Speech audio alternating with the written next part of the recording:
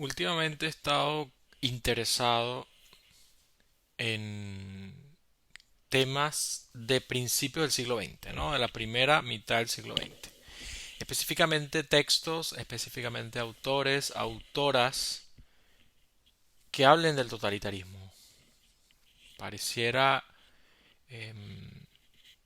que muchas cosas que sucedieron durante la Segunda Guerra Mundial, sobre todo primera mitad del siglo XX, estuviesen repitiéndose, ¿no? Obviamente no creo que se estén repitiendo, no soy, digamos, de los que creen que la historia se repite. Sin embargo, sí creo que hay ciertas relaciones de poder, ciertas relaciones de causalidades, por decirlo de algún modo, ¿no? De una causa y efecto social, tienden a tener réplicas o más que réplicas, situaciones similares. En ese sentido, he estado revisando, qué sé yo, Hannah Arendt, he estado revisando a Walter Benjamin, he estado revisando a ciertas autoras y autores, bueno, que de algún modo articularon, pues, como críticas a su tiempo, ¿no? Críticas a su tiempo de guerra, a los tiempos del totalitarismo del siglo XX, ¿no?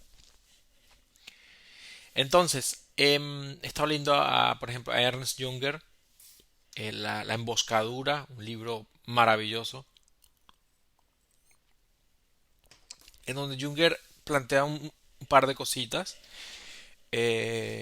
Lo primero sería el tema del voto, ¿no? Es decir, qué tan útil es votar actualmente, qué tan útil, eh, o mejor dicho, es un qué pasaría, ¿no? Un poco como si fuese una ficción, como qué pasaría si alguien que va a votar se abstiene, qué pasaría si alguien que va a votar resulta ser un porcentaje que por su ausencia o por su sola presencia causa algún tipo de shock en lo establecido, ¿no?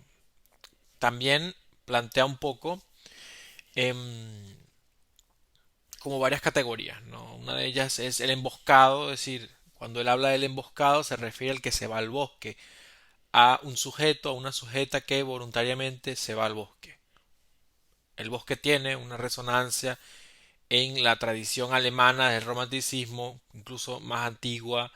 Podríamos rastrear esta figura del ermitaño en las literaturas, en las mitologías, y la vamos a encontrar en todas partes, ¿no? Un sujeto, una sujeta que se aleja, un sujeto que se abstrae, digamos, de la realidad social, de su realidad, de su tiempo, su experiencia vital, social, y prefiere entregarse a su singularidad.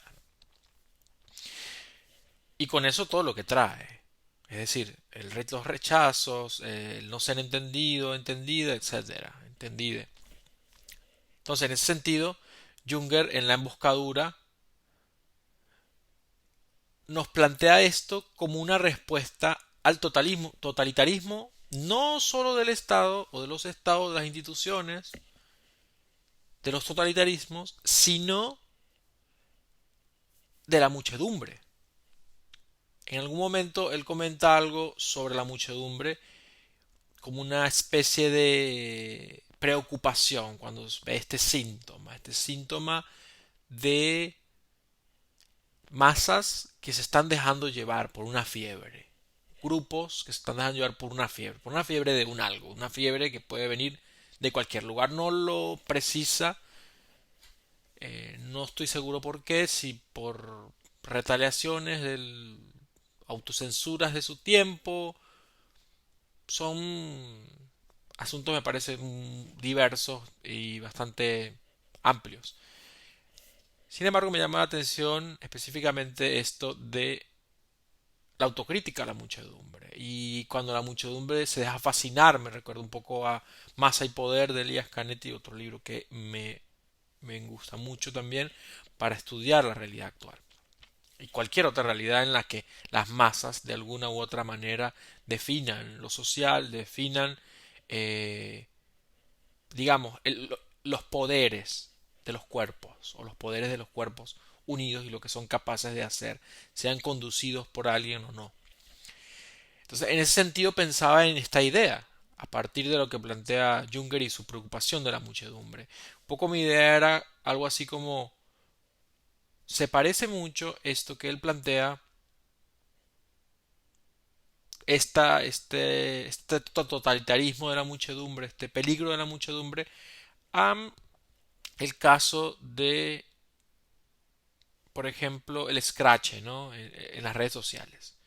Un scratch en Twitter que puede llevar al suicidio del escrachado, la escrachada, el escrachade, o puede llevarlo, bueno, a cualquier situación límite.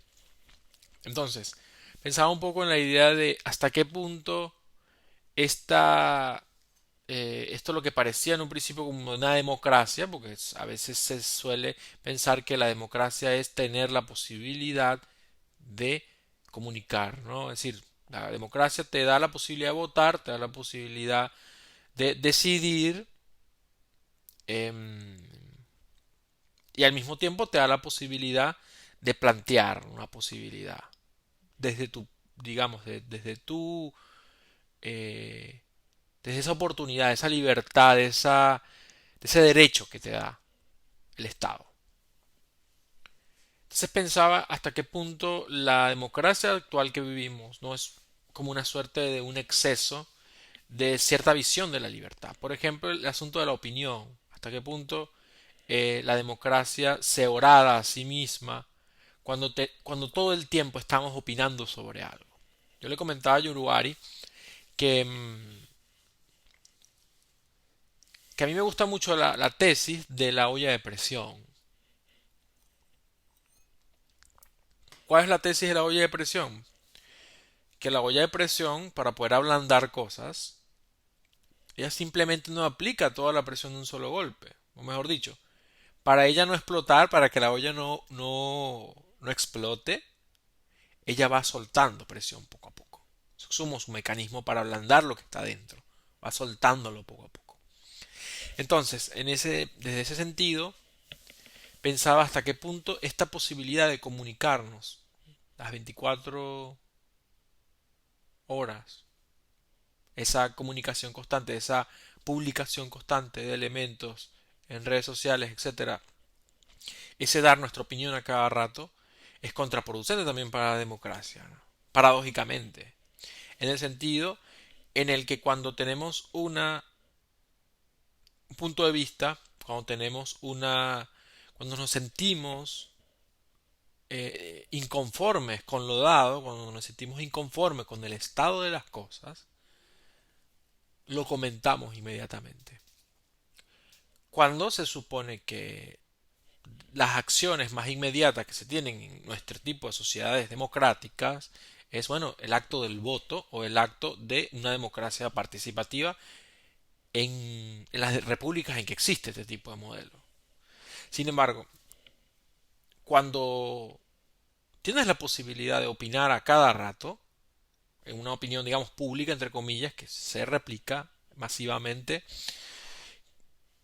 pareciera como que esa energía, ese impulso, esa catarsis, porque el voto también es un tipo de catarsis, ¿no? Esa catarsis sucede, entonces la olla de presión se libera y no hay una catarsis futura que implique un cambio en lo establecido y un cambio del estado de las cosas y una sacudida que venga del estado de insatisfacción ante las cosas, tal y cual como están, ¿no? O como se nos presentan.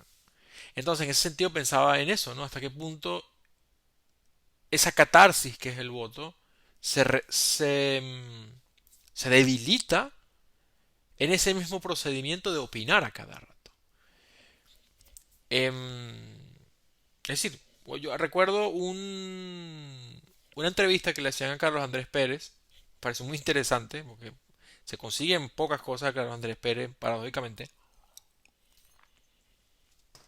ya sea por excesos de apologías o excesos de evitarlo, no sé, prejuicios ideológicos, etcétera, hemos tendido siempre como a borrar, ¿no? Lo anterior, de cualquier espectro político.